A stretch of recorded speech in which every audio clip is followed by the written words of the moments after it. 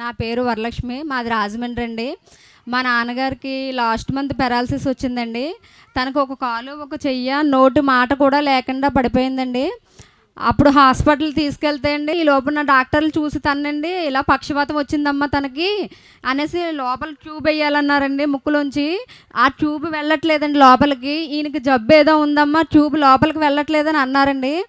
అప్పుడు చాలా ఏడ్చి, ఈ ప్రార్థనా శక్తి తైలం నేను నోట్లో పోస్తున్నాను, నా తండ్రి రక్తంలో నీ రక్తం కలిసి ఆ ట్యూబ్ వెళ్ళాలి అన్నానండి. తైలం వేసిన తర్వాత లోపలికి వెళ్ళిందండి.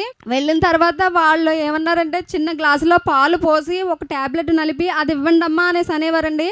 అయితే వాళ్ళకి తెలియకుండా నేను విశాఖ గారు ఇచ్చిన తైలాన్నే నా తండ్రి రక్తంలో ఇది కలిసి ఆయనకి చెయ్య, కాలు అన్నీ పనిచేసి యథావిధిగా తను నడవాలి, చెయ్యాలని అనుకున్నానండి. అలాగే 3 రోజులకండి తను నడవడం మొదలు పెట్టారండి. అలాగే మరుసటి రోజు తర్వాత నుంచి మీరు కొంచెం కొంచెం మాటలు నేర్పించండి అమ్మ అంటే 4 మాటలు నేర్పించి యేసయ్య, ఇసాకయ్య గారు అలా అలా నేర్పిస్తుంటే 2 రోజులకు తనకు మాట వచ్చేసిందండి. అలాగే చెయ్య, కాలు అన్నీ వచ్చేసినాయండి తనకండి.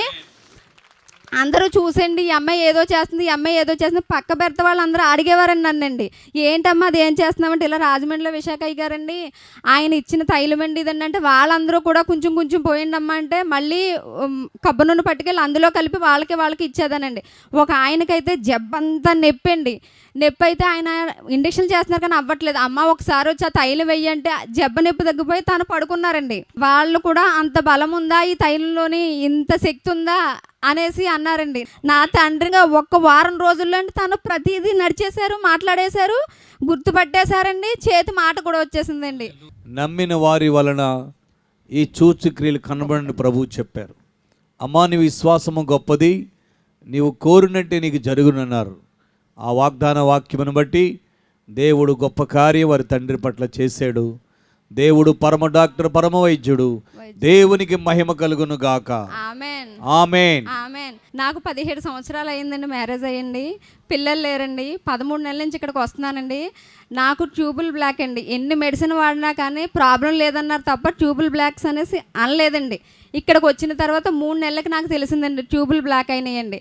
అది నాకు భయం, ఆ టెస్ట్ చేయించుకోవడం కూడా. అయ్యా నేను డాక్టర్లు నమ్మాను, మనుషులు నమ్మాను, అందరినీ నమ్మి మోసపోయాను, నీ తైలమే నాకు మందు కింద పనిచేసి ట్యూబులు ఓపెన్ అవ్వాలన్నానండి.